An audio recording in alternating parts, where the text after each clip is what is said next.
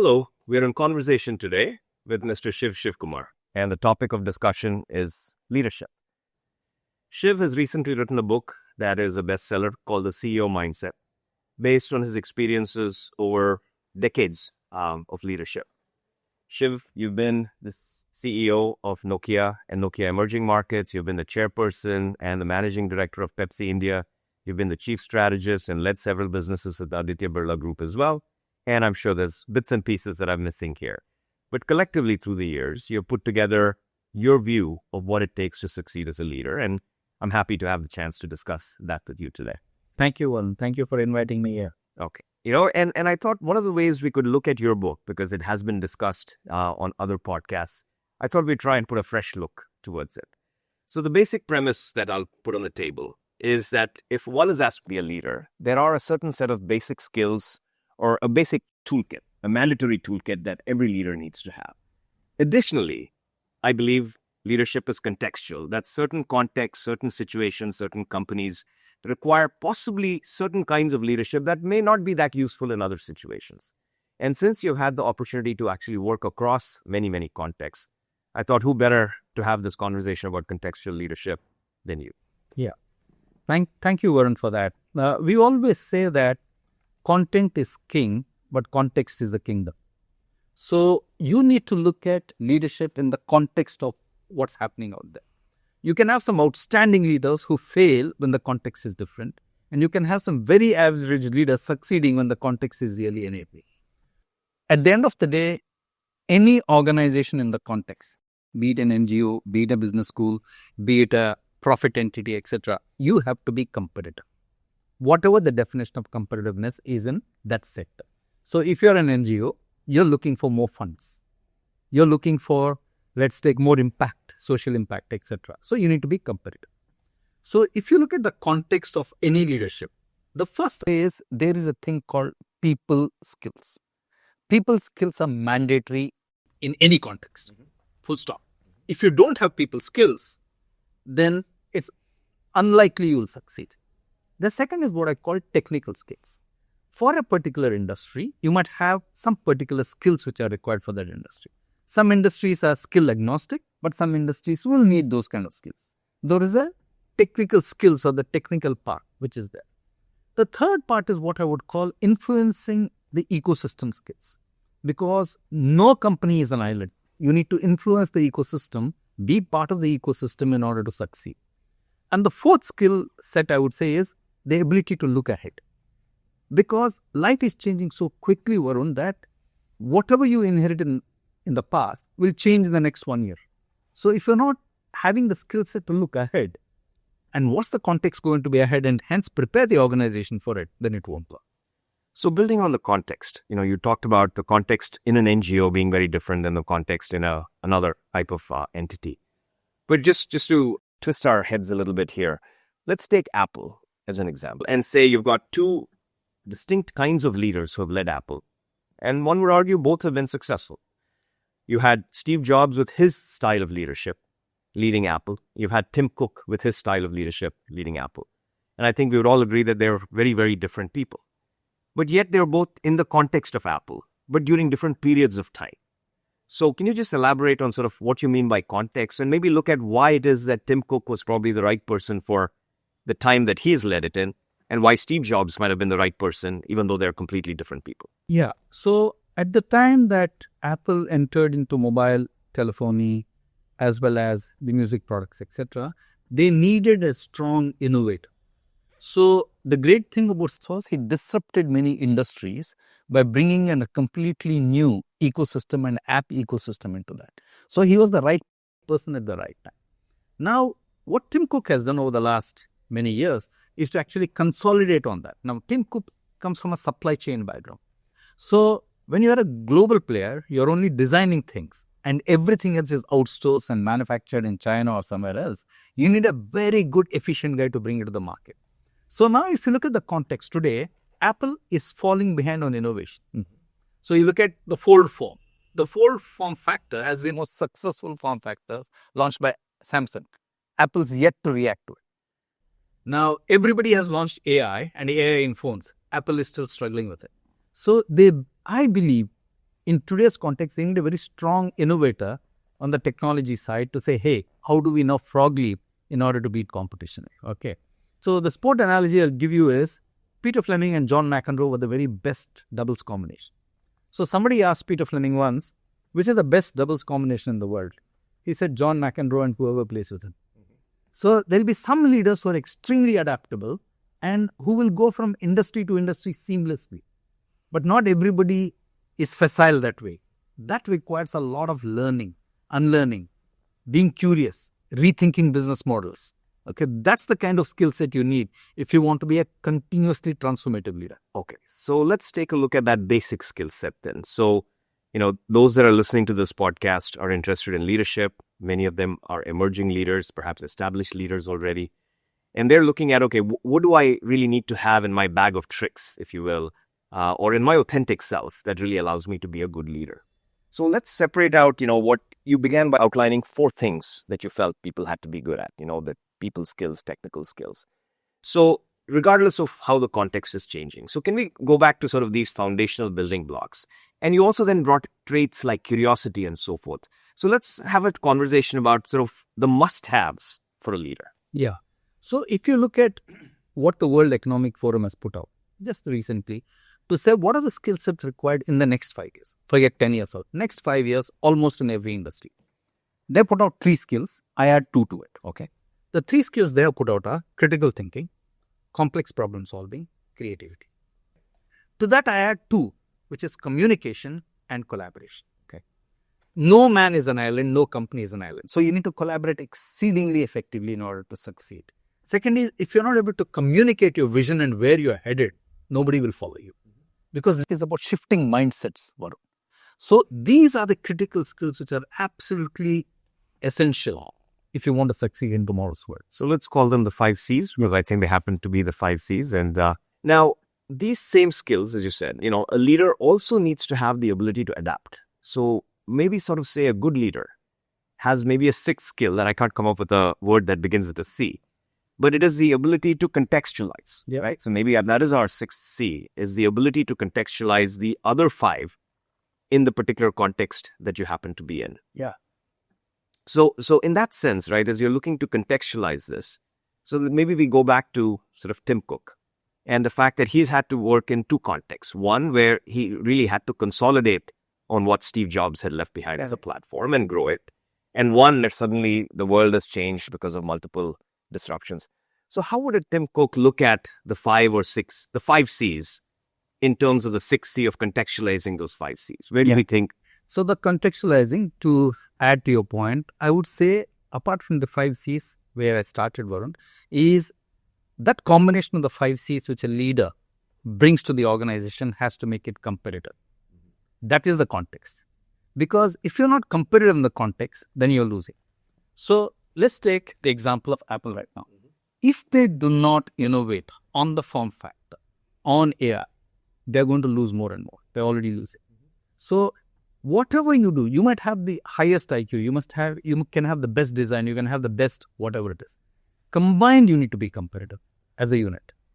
Whether it is a business school, whether it is a company, whether it's a product, whether it's a service. So share with us sort of your unique leadership challenges that you had, or the unique contexts that you faced when you were leading Pepsi, when you were leading Nokia, and when you were, part of the leadership team and leading businesses within the Aditya Birla Group. How then, so make this discussion about context shaping what a leader does real by perhaps using your life example. If you take something like Nokia was a relatively small company when I joined it. We had a big dream to say we want to be a $4 billion corporation. Okay. We became a $4 billion corporation in India. We are India's largest MNC. The context was rapid growth. Mm-hmm. Now, when you have rapid growth in front of you, you don't look to cross the I's and the T's and do everything in a proper plan. If something is 80% ready, go with it. Mm-hmm. That's it. Next, in terms of capability, the context, we were a $1 billion company. We are looking at $4 billion. We went to the market and hired people who had run $1.5 and $2 billion corporations. We told them, look, we want to be the largest in the country. Would you want to come on this journey? And people came on this journey. The simple thing being, if you're a $1 billion company dreaming of a $4 billion, dream, If you pick 200 and $300 million CEOs, they will not have that thing. So context means you have to expand their thing to say, okay, I can take it there. Okay. Now the Nokia context also was, and taught me a lot, ecosystem. We could not do anything without the operator. So we had to partner effectively with Idea, Vodafone, all these people. Without them, we are nothing. So the context of there was low penetration, physical infrastructure was bad, mobile telephony was going to catch on. There were 90 million subscribers, no fixed lines. So we knew that the headroom for growth was there. So you have to be very quick and agile and accept mistakes in your way. So much so that Varun, the context, we were so arrogant. Okay, I can say this now. Not arrogant, but okay. Confident is a better word. Okay. We used to have month-on-month growth, not quarter growth, not against last year. Yeah. Now, when your headroom for growth... Ambitious. I think that's the word you're looking for. Yes. Okay. So we would say, okay, you're in October. How are we doing against September? Now, there are very few industries who will actually have the guts to do that. Okay. So the context was very, very different. The PepsiCo context was very different because for 22, 23 years, we had not been profitable. Okay. So the clear brief was to make it profitable. Now, what happens in any organization, Varun, is that there is the organization ideals and there's the organization social norms. Okay, so the ideal was we need to have a healthier portfolio, we need to have a profitable portfolio. Now, when you have eyeball to eyeball competition, everybody in sales comes and says, the competitor is doing something, I need to put 10 rupees more at the table. So, your profitability keeps going down. So, to reorient the team to say, hey, there is pride in profit. Being unprofitable is not something that we should be proud of. New York will not cut checks for a long time. So we had to reorient the whole system. The context was profitable growth. The thing about Nokia was you are in an industry which is price erosion industry. Prices keep dropping. So your cost structure has to keep dropping in line with your price. So we used to do what's called box budgeting. So we'd say if my business is going to be $2 billion, my margin is going to be 30, that's $600 million profit. Okay, total contribution margin. What can I afford? We used to call that box budgeting. Correct. Okay. But in PepsiCo, there was no box budgeting. Okay, everything was just keep giving money as long as the end results were met. Right. So in a sense, we are selling empty volume of water and things, etc. So to get the discipline into that context was a very different challenge. Okay, finally we made it profitable and they've stayed like that so far. So which is very good. Next, when you come to a conglomerate like Aditya Birla Group, now where is the future headed? One of the things we see in India is value creation, market cap. We saw that the market cap was actually in consumer-led industries. It was not led in industrials. So we did a number of projects. We sieved 20, 30 industries to see where can we enter, where the AVG group had a trusted brand name, where there was scale and decent profitability, and we could be a top 3 player. Simple. That was the context. And we identified paints as a big opportunity, which has been done. We identified jewelry as a big opportunity, which has been done. We identified 2 other things, which may happen, may not happen, etc. So the context was to pivot the group into much more value-accretive, value-adding, consumer-facing businesses. So that's when you think of context. And the way I would recommend to your viewers is, you are given what you're given as a business, as a brand, as a territory, etc. Ask yourself, how can I reshape this? How can I reshape this to a future world, not to today's world? Most managers, what they tend to do is, they take something and build efficiency into it. But that efficiency will not lead to effectiveness in a future world. So these 2 new skills, one is influence without authority to some degree, influencing your peers. And the second one is also a form of influence, but with humility. With a common goal. With a common goal and bringing a group together, right? 2 different skills from what you originally had. What allowed you to, A, identify those skills, which I'm sure, being the analytical person you are, you figured out that these are skills that are needed. But it's one thing to know that this is something I need to do, another thing to be able to do it. So if you sort of unpack how you went about building these capabilities, what did you do? Excellent question. You'll be surprised that before I joined the company, Nokia, I spoke to at least 200 people, distributors, ex-employees, current employees, to say, what are the good things in Nokia? What do you think I should be doing? Okay. Now, here's a funny thing, Varun, as a leader. If you ask people for help and ask for their advice, you will get tons of it and free of it. So you have to ask. So a number of people told me, look, Shiv, you cannot grow without the operator. There's no chance. Second, even my own bosses said, Shiv, you can add cost structure. But somebody told me, Shiv, you're in a price erosion industry. You need to think about your cost structure very differently. So these are things that, if your ears are open, people are willing to teach you. Okay. So you would sort of say the what I think sometimes in management we would call a micro foundation or a core skill. In this case, the core skill was one of being open-minded and I guess intellectually humble, right? In terms of sort of saying, okay, there's knowledge out there that I need to know. And then you had the agility to turn it into actual skills. Okay. So now let's move to Pepsi. So in a sense, probably like HUL in some ways, but what was different between HUL and Pepsi and what new things did you have to learn at Pepsi? Yeah. So HUL was always a very profit-oriented, profitable company. Irrespective of who the competition was, Hindustan Lever would never say, we will drop price or we'll be in a loss, ever. So you have to work around the business model in the system to stay profitable. Unfortunately, PepsiCo was not like that in the past. So you had to put in a lot of discipline and this required a hell of a lot of internal communication, virtually root canal therapy, okay, making people realize that profit is actually important. So we ran for the top 300 managers a program called Stay a Leader, where we said each of you is a CEO. CE goes to collaborate, execute, own. You have to collaborate in your work. Yes. You have to execute and you have to own this agenda of profitability. Because what happens is most people think profitability is the job of the CEO. I will do what I want. Okay. And so bringing that mindset is very critical. Now, how does one do that? Again, going back to influencing. I think you need to be extremely honest and transparent. Every month, I would put up the MBO sheet I had with Indra Nui and say, this is how I'm doing, guys. Green, red, yellow. So they were shocked. For the first time, they were seeing the champs, scorecard in front of them. I said, look, I'm not hiding anything. So you fail, I fail. You succeed, I succeed. So building that transparency in an organization with the right data points. Like we had an overburdened cost structure. Okay. So you have to show them the context to say, how is everybody else operating? We can't operate like this. So there's a bit of truth telling. There's a bit of competitiveness for the future. And there's a bit of saying, shed your wrong habits. Okay. So so as I compare sort of this idea of influence, at Nokia, you're trying to influence people in New York or Helsinki in order to be able to understand what it is that you guys are trying to do and get the right products built for the India market. In Pepsi, you're talking a lot about influencing your own people. Absolutely. Now, in the Nokia case, it's a form of influence without authority. Now, in Pepsi's case, you have influence with authority if you don't want. Yeah.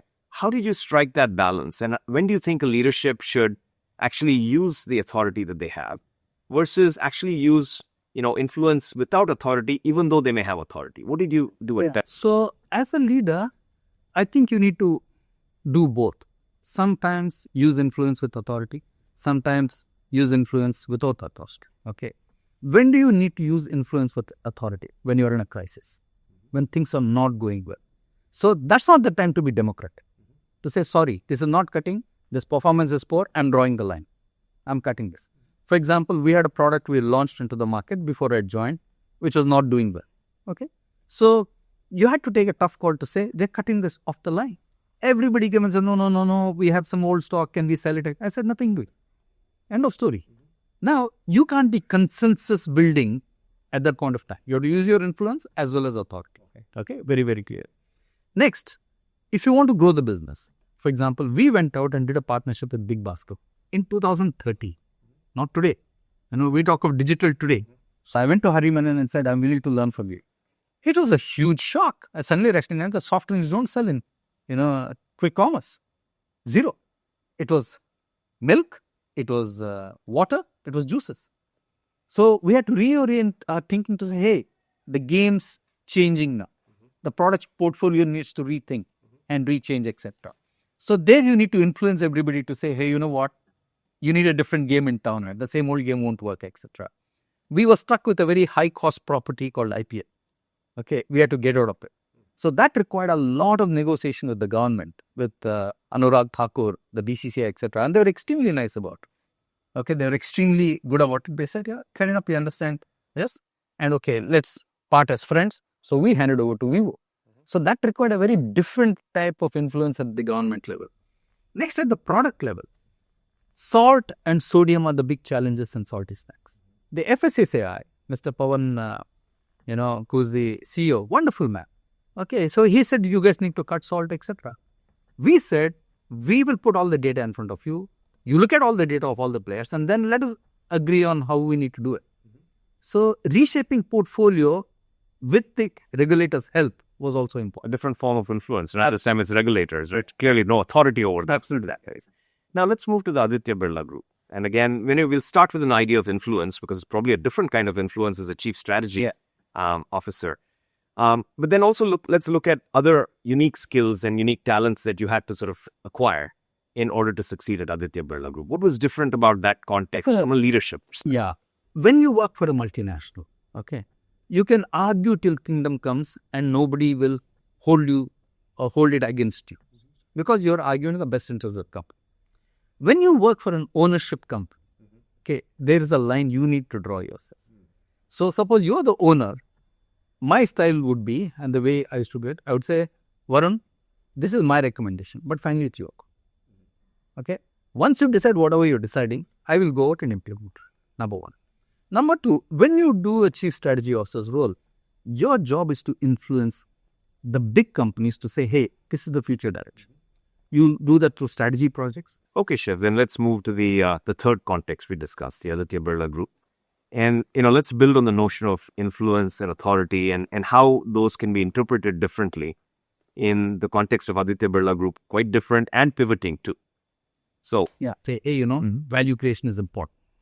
I used to sit on 30 of the business review committees. Now, the ability to point to them to the future to say, what is digitization? Where will this industry be headed in the future? Okay. So, you have to be a thought influencer. Okay. To say, these are the thoughts I'm leaving with you. But equally to say, if you need help on any of these, we are here. My team is here. All our ecosystem is here. Next is, the group has grown through acquisition. Okay, now how do you identify the right acquisitions and how do you work with the companies to ensure that that can lead to something? Okay. In my book, what I would tell any of your budding leaders is be loyal to the institution first. Do whatever is right for the institution, irrespective of what the pressures are. As long as you're working for the good of the institution, nothing can stop you. Okay. That must be front and center what you do. When you're working for the institution, it's quite likely the owner or the CEO or whoever you're reporting to might overrule you. That's fine. But in your conscience, you're clear that I've done the best for the institution. So if we took the idea of context, there is obviously an external force that drives context, which is what we're talking about, right? The environment you're playing in, the competitive context. But what about the internal context as well? Because there are certain organizations that have built a culture over time, or that work a certain way over time, and which may or may not be right for the new times, but there are some strengths in there. So I would think that a leader should also have the ability to contextualize their leadership style to sort of the internal organization and the forces that are internal in nature, not necessarily competitive in nature. Absolutely. See, culture is very, very crucial. So if you want to add a 7C, you can put that. Now, why is culture important? Because let's go back. Let's go back to Henry Ford. 1913. Why did Henry Ford fail? Okay. He failed not because he had a weak culture. He had a very strong culture. So cultures need to be fluid and adaptable to the new world. So quite often what happens is companies get locked into the way of doing things. So there is a thing of, we know this is the only way to do it. And hence they are blind to the outside practice things which are happening. So you need to be constantly agile to say, I have a best practice. What's the next practice? And I think that's something that every leader needs to bring. And if you do not feel the heat of the market, the heat of the consumer feeling and feedback, you'll never change your internal processes. You'll continue to do what you're doing. No, I do agree with you, but there is a counter view that I'm not sure I agree with, but I'll put that on the table. I agree with you with the fact that the competitive context should basically act as the driver of your internal context. And if there's a mismatch, the fact is you have to work in the outside context. And that should somehow shape the internal culture and the internal context. But what do you then think about Warren Buffett's, statement about culture eats strategy for life? That's Peter Drucker. Drucker's comment, right? Yeah. So that's very true. Culture eats strategy for breakfast because at the end of the day, go back to all the body of knowledge on strategy. Almost everybody says, when you have a strategy, you're betting on people. Listen, strategy is 1% thinking, 99% execution. So my view of strategy, having done the role over the last 5 years, Varun, is in the past, strategy for us was landing a 747, big 230, 250 tonner with 4 engines, with the horizon, ATC tells you 3 kilometers runway, landed. Beautiful. Today, the world has changed. Today's strategy is about, you have an aircraft carrier, you have fighter jet, you have to land within 100 meters. So you have to do many sorties and land and take off. So strategy is very, very dynamic in today's world. Now, if strategy is very, very dynamic, then people have to be extremely agile, and that culture has to be very learning at one level and executing at another level. So both have to go hand in hand. Otherwise, it's gone. Okay. So there are many companies, who say, okay, let me import Varun from SPJ into a business school and things will change. It doesn't. Because you cannot secret sauce called culture. Varun is successful in one place because the culture enables him to succeed. Okay. Culture is, the bad farmer grows weeds. The good farmer grows something. Okay. The best farmer grows the soil. So culture is growing the soil. Got it. How have you sort of managed your people by way of giving them space to disagree? And how have you as a leader allowed for, disagreement and good dialogue and debate to happen, but yet ensure that at the end of the day, there is a line? Yeah. Biggest challenge is to ensure that the first group do not turn cynical. That's very, very important. Because remember, everybody likes to externalize their problems. Okay. My learning always has been, if you're leading a team of 10 people, if there are 2 cynics in your team, that number will become 4 or 5 in 6 months if you don't cut it. So how have you managed this? Yeah. So the only way to manage the cynic is to challenge them.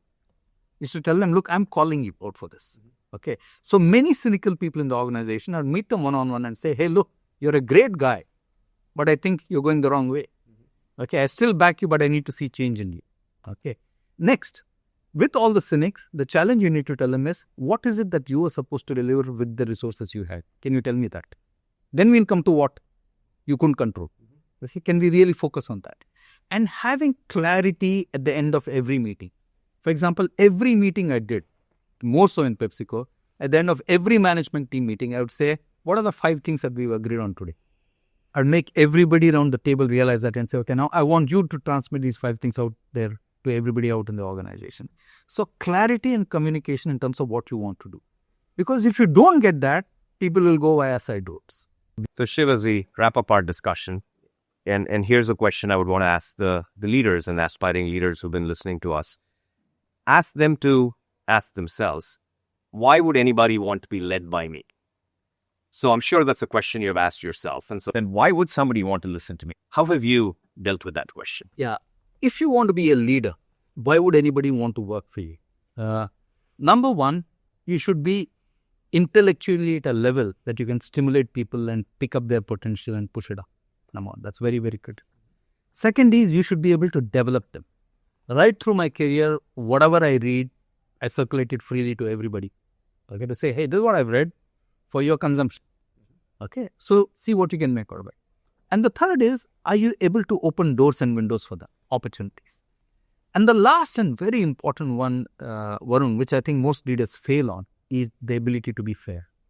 Because if I work for you, I want to know that I have a chance with you. If Varun is constantly picking sycophants, I have no chance. Then I say, I don't want to work for this guy. So the ability to be fair and call it as it is, good performance, bad performance, but develop them so that everybody is good. So the way I would look at it is, imagine a room. A leader has taken a room. Many leaders just focus on the ceiling, which is the good stars in the team, and try to make them better. Now the gap increases between the average and the good guy. A good leader will raise this. He will take the people who are also at the lower end of the potential spectrum and pull them up. And I think that is the great skill of a leader, your ability to groom people beyond what they thought that it was possible. That's a great answer. All right, Shiv, I enjoyed it, and I hope it's of value to those that are watching. Thanks.